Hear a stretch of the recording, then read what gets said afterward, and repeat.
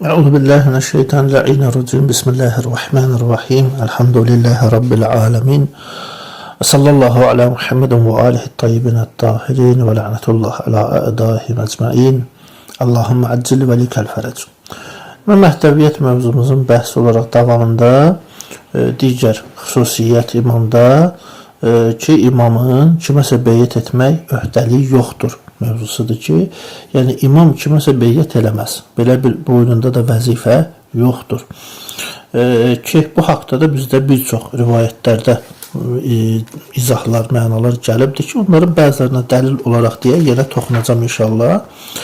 Deməli, hədisin biri Şeyx Saduq Rəhmətullahi Kəmaluddin və Təmam-ı Ni'mə kitabında nəql olunur ki, mötəbər sənədlə 303-cü səhifədə Şeyx nəql edir Əbdülazim bin Abdullah Həsəndən ki, Həzrət Əleyhisselamdan nəql olunan hədisdir ki, sənədi ilə ki, ta gəlir ki, Əmir-ül-Müminin Əli əleyhissalam buyurdu ki, lil-qaimi minna qeybətun əhəduha tavilun kəənnə bişiətin yəcilun cavlanə ən-nə'mi fi qaybətihi yetlubunəl mər'i fələ yecidunəh illə fəmə səbətə minhum alə dini. Deməli, ağa buyurur ki, bizim qaimimizin əcəllə fərəcəhin uzun bir qeybi var, uzun müddətli olacaq qeybi var və görürəm ki, şiyələr onun qeyb dövründə otlağı, çəmənliyi axtaran sürülər kimi o tərəf bu tərəfə gedir, onu tapmır. Onlardan öz dinində sabit qədəm olanlar və imamın qeybinin uzanması səbəbindən ümidsizliyə düşməyənlər qiyamət günündə cənnətdə mənimlə eyni dərəcədə olacaq. Ki, bu da yəni nədir? Yəni bizə qonşu olmaqları, yəni Əleyhisselam məqamında olmaq məsələsi deyil. Hədisdə gələn fəhuvə mə'i fi dərəcəti yəməl qiyamə ki, ağam bu sözü deməsinə məqsəd, yəni eyni dərəcə, yəni budur ki, ağa onlara nəzər edəcək, öz rəhmətindən, öz şəfaətindən ətələyəcək, ona qonşu olacaq, ağanı görmək naliyyətinə şərəf olacaq ki, bu haqq, bu neymət, şərəf ona aid olacaq, qazanacaq, bu mənalarda. Sümmə qalə aleyhissalam deyir, sonra İmam aleyhissalam buyurdu ki, bizim qaimimizin elə bir vaxtda qiyam edəcək ki, üzərində heç kimin beyəti olmayacaq. Çünki dünyaya gəlişi gizli olacaq və vücudu da qeybətə çəkiləcək və qeybdə olacaq. Sonra başqa bir hədisdə yenə mötəbər sənədlə Şeyx Rəhmətullahi 322-ci səhifədə nəql elədiyi bir hədisdir Səid ibn Cübeyrdən və İmam Səccad əleyhissalama istinadən nəql edir ki, Əl-qaimu minna təxri vülədətuhu alən-nas həttə yəqulu ləm yulad ba'du liyəxrucə hinə yəxrucu və leysə li əhədin fi unuqihi bəyətun. İmam Səccad əleyhissalam buyurur ki, bizim qaimimizin dünyaya gəliş insanlardan gizli olacaq. Ona görə də cəmaət deyəcək ki, o hələ doğulmayıbdır. Və doğumu da ona görə gizli olacaq ki, qiyam edəndə üzərində heç kimin beyəti olmasın, yəni o beyət boynunda olmasın. Sonra başqa hədisdə Əbu Bəsir nəql edir İmam Sadiq əleyhissalamdan ki, Həzrət buyurur ki, sahibi həzəl əmri tə'mi vilədətuhu alə həzəl xalqi lə'ilə yəkunə li əhədin fi unuqihi beyətun izə xarəcə. Deyir, bu əmrin sahibinin dünyaya gəlişi, doğulması gizli olacaq insanlardan, ona görə ki, qiyam edəndə boynunda heç kim beyəti olmasın. Kiminsə hakimiyyət altında olmasın. Sonra başqa bir hədisdə yenə Əbu Bəsir İmam Sadiq əleyhissalamla nəql edir ki, sahibi həzəl əmri təğibu vilədətuhu ən həzəl xalqi kəylən yəkunə li əhədin fi unuqihi beyətun izə xarəcə və yuslihullah əzzə və cəl əmrəhu fi leylətin vahidə. Bəzi mənbələrdə leylətin, bəzilərində leylətin vahidə gəlir. Məsələn, Şeyx Səduqun Kəmaluddin nəql edir, fi leylətin deyir. Yəni, əla kullu hal, orada bir qüsur yoxdur. Yəni, bir gecə zaten mənasını verir. Leyl kəlməsi bir gecədir. Yəni burada ağada buyurur ki, İmam Sadiq Əleyhisselam ki, bu əmrin sahibinin, yəni imamətin sahibinin dünyaya gəlişi insanlardan gizli olacaq. Ona görə ki, qiyam etdiyi vaxt, xuruc edəndə kimisə beyyəti üzərində olmasın. Allah da onun işini bir gecədə neyəcək? İslah edəcək, qaydasına salacaq. Və həmçinin Şeyx Tusi rəhmətullah aleyhin İshaq ibn Yaquba əsasən ki, nəql elədiyi hədisdir ki, İshaq bin Yaqub da Bağdaddır, alim olubdur, Şeyx Kuleynin ustadlarından olubdur. Hətta İmam Mehdi Cəlal Fərəcəhin xüsusi möhrü ilə qeyd olunmuş yazını İshaq bin Yaqub danışıbdır və onun məqamının da yüksəkliyindən xəbər verən bir şeydir. Hətta mərhum Mühəqqiq Şüştəri rəhmətullah aleyh Qamus-ur Ricalda ki, qeyd edir ki, o Kuleyninin, Şeyx Kuleyn əslində qardaşıdır və adı Rical kitablarına düşməyib. Amma çox əzəmətli bir şəxs olduğunu qeyd edir. Yəni, xülasə həmin o sənədlə Muhammed bin Osman əmridən ki, nəql olunur ki, içində qarışıq mövzular yazdığım məktubumu imama çatdırmağı xahiş elədim və bir müddətdən sonra ağamızın ev sahibinin xətti ilə, yəni belə gəldi ki, Əcəlallah Fərəcəhdən ki, qeybin baş verməyinin səbəbinə gəldi. İşte Allah Taala Quranda ki, bu ya eyyuhəllezine əmenu la təs'alu ən əşya'a in tubdə' ləkum təsu'kum ki, ey möminlər, siz üçün aşkar olduqda xoşunuza gəlməyəcək şeylər haqqında sual eləməyin ki, deyir, atalarından da elə biri olmayıb ki, öz dövrünün tağut hakiminə beyəti onun üzərinə ağırlıq salmasın. Yəni, burada beyət, ona beyət etmək mənasında deyil, yenə qeyd edirəm, yəni ona tabi, onun hakimiyyəti dövründə, hökümdarlığı dövründə yaşamaqdır ki, onun səltənəti altında yaşamaqdır. Çünki digər imamlar həmin o ki, Əhl-i İslamın xilafəti ki, qəsb olundu, qəsbkarların hakimiyyəti dövründə yaşayıblar.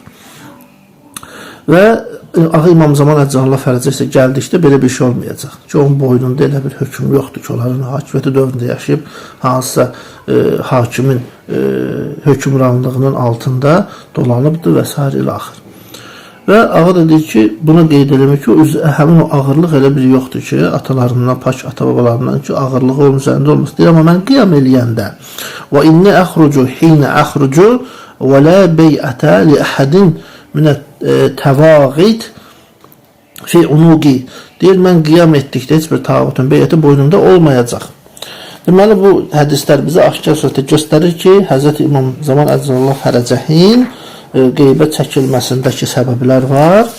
O səbəblərdən də biri boynunda heç bir beyətin, yəni hansısa bir tağut hakimin hakimiyyəti altında yaşamamağına görədir. Ki, onun hakimiyyət haqqı filan heç nəyə onun boynunda olmasın. Ki, qeybə çəkilməyin hikmətlərindən biri budur. Digər isə budur ki, ağa zahir olsa onu öldürəcəklər. Ona görə Allah bir müddət çəkir. Digər səbəblərdən biri budur.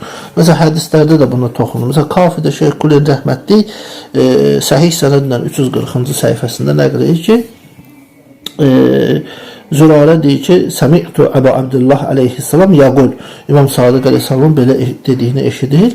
Deyir, innə lil qaimi qaybətən qablə ən yaqumə innəhu yaxafu və avməə biyədihi ilə bətnih, yəni əl-qatlə. Həzrət buyurur ki, deyir, qaim qiyam etməzdən əvvəl qeybə çəkiləcək və həmin dövrdə də niyə çəkiləcək? Onun öldürülməsindən, qətlindən qorxuya görə. Ki, yaxud da Şeyx Numani rəhmətullah aleyh Əl-Qeybəsində Zürarədən nəqli ki, İmam Baqir aleyhissalam bu cür buyurur ki, həmin o gənc innə lil xuləmi qaybətən qablə ən yaqumə və huvəl mətlubu turasuhu. Deyir, o gəncin, qulamın, yəni İmam Mehdi Cəlal Fərəcəhi qəsd edir ki, qiyam etməyindən əvvəl qeybə olacaq, o qeybə çəkiləcək həmin gənc. Çünki deyir, onu öldürmək və mirasına sahib olmaq istəyirlər. Deyir, mən sual verdim ki, qultu və limə zəlik, nə üçün bu olacaq, qeybə çəkiləcək? Deyir, yaxafu biyədihi ilə bətni, yəni əl-qatl. Həzrət buyurur ki, yəni öldürülməsindən qorxusuna görə, öldürülmək qorxusuna görə qeybə çəkiləcək. Və həmçinin Şeyx Sadıq rəhmətullahi aleyh də Kəmaluddin və Təmamun Ni'mədə mötəbər sənədlə də nəql edir. Yəni Zürari İmam Sadıq əleyhissalamdan belə nəql edir ki, imamın qeybət çəkilməyi danılmaz və mütləqdir. Deyir, mən sual elədim ki, nə üçün? Həzrət buyurur ki, öz canı üçün. Ki, deyir, imam bunu dedikdən sonra qəlbini, ürəyini göstərdi. Mərhum Şeyx Sadıq həmcə iləri şəraidə ki, səhifə 243-də səhih sənəddən yenə nəql edir bir hədisdə Əban bin Təğlib nəql edir ki, İmam Sadiq əleyhissalam belə buyurdu ki, Allah Resulü sallallahu aleyhi və aleyh bu cür buyurur ki, la buddə lil gulami min qaybətin fəqilə ləhu və limə ya Rasulallah. Deyir ki, Peyğəmbər sallallahu buyurdu ki, o gəncin, xulamın mütləq bir qeybi olacaq, qaçılmaz bir qeybi var onun üçün. Həzrətə sual edir ki, ya Rasulallah, niyə görə? O dedi ki, çünki qətlinə görə ki, qətl edilməsindən qorxu var deyə. Yəni bu hədislər bunu göstərir. Hətta Şeyx Numan Əl-Qeybəsində Müfəzzəl ibn Ömərdən bir hədis var ki, orada ağa deyir ki, İzə qamel qaimu tələ həzihil əyə fəfərartu minkum ləmmə xiftukum ki, Şuara surəsinin 21-ci ayəsindəki deyilir. O ayədir ki, deyir, ağa zühur etdikdə bu ayəni oxuyacaq. Sizdən qorxduğum zaman qaçdım. Yəni sizin əslində orada qorxu mənadadır ki, yəni nə? İmamın can təhlükəsi var. Bu qorxu da ümmət üçündür ki, ümmətin əli, sonuncu imamın da qanına əli batsa, məhv oldu. Qiyamət və hamı cəhənnəmə. Bir sözlə. Amma Allah öz mərhəmətini, imam öz rəhmət sifətini zahir elədi, yenə də möhlət verildi. Deməli, səbəblərdən biri də nədir? Səbəblərdən biri də budur ki, ağanın qeybə çəkilməsində Peyğəmbərlərin ənənələri ki var, İmam Mehdidə davam edəcək. Deməli, mərhum Şeyx Sadıq Kəmaluddin və Təmamun Ni'mədə Hənnan bin Sudeyr də nədir ki, İmam Sadıq əleyhissalam belə buyurubdur ki, bizim qaimin Əcəlallah fərəcəhi uzaq və uzun bir qeybi olacaq. Deyə sual elədim ki, biz Peyğəmbərin balası. Niyə görə? Həzrət buyurdu ki, ona görə ki, Allah Peyğəmbərlərin qeyb olma sünnəsinin istisnasız olaraq qaim Əcəlallah fərəcə haqqında təkrar olunmağını istəyib. Ey Sudeyr, o Peyğəmbərlərin bütün qeyb dövrünün təkrarlanmasından qaçış yoxdur. Allah Teala özü çünki deyir Quranda buyurub ki, siz lətərkəbunnə təbəqan ən təbəqin ki, səhvətli ayə bu cür olmalıdır İnşiqaq surəsində. Deyir, siz haldan hala düşəcəksiniz ki, bu ayəyə görə. Deyir, Allah bu cür deyib, yəni bu qaçış yoxdur bundan. Yəni, ey sunənə mən kənə qabləkum, yəni keçmişdəkilərin sünnələri. Eyni cür sizin başınıza da gələcək. Bu mənada Hz. İmam Sadiq əleyhissalam bəyan edir. Başqa hədisdə də yenə ki, Əbu Bəsir İmam Sadiq əleyhissalamın nəql edir ki, Bihar-ül Ənvarın 51-ci cildində ki, 146-cı səhifəsində mərhum Allah məclisi gətirir. Deyir ki, Peyğəmbərlərin qeyb olması ilə bağlı İmam Sadiq əleyhissalam deyir, bütün sünnələr ki, heç bir fərqi olmadan biz Əhl-i Beytin qaimində həqiqətə çevriləcək, ola baş verəcək. Deyir, mən dedim ki, Əbu Bəsir deyir, sual elədim ki, ey Peyğəmbərin balası, siz Əhl-i Beytin qaimi kimdir? Deyir, ağa buyurdu ki, ya Əbu Bəsir, huvəl xəmisu min vuldi İbn Musa, zəlikə İbn Seyyidətil İma'i, yəqibu qaybətən, yertabu fiha el-mətlubunə,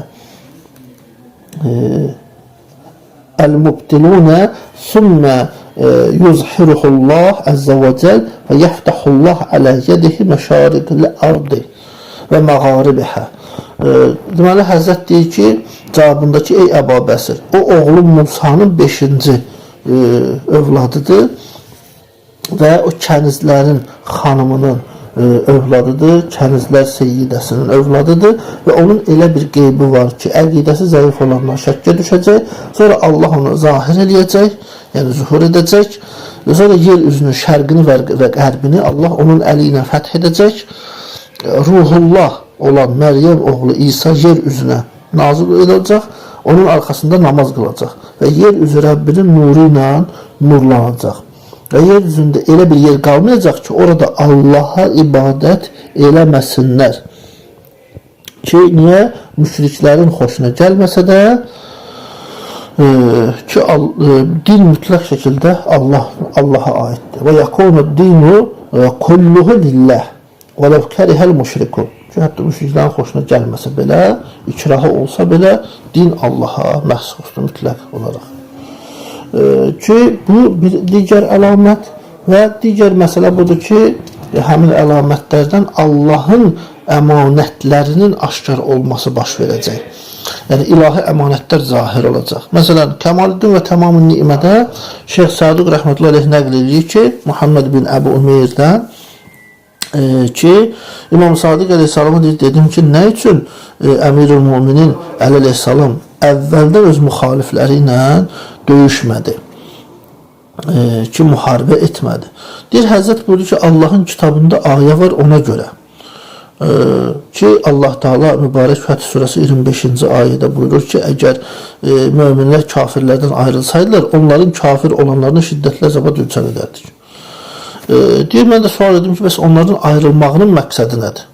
Ki, imam dedi ki, bu işdə məqsəd bəzi kafirlərin sülbündə əmanət olaraq qoyulan möminlərdir. Yəni, ki, və da'i'ul müminun fi əsləbi qavmin kafirin. Yəni, o kafirlərin nəslindən möminlər dünyaya gəlməlidir. Ona görə də buna əleyhissalam etmədi. Sonra bu ki, və kəzəlikəl qa'im aleyhissalam ləm yəzhərə əbəda həttə təxrucə və da'iullah əzzə və cəl.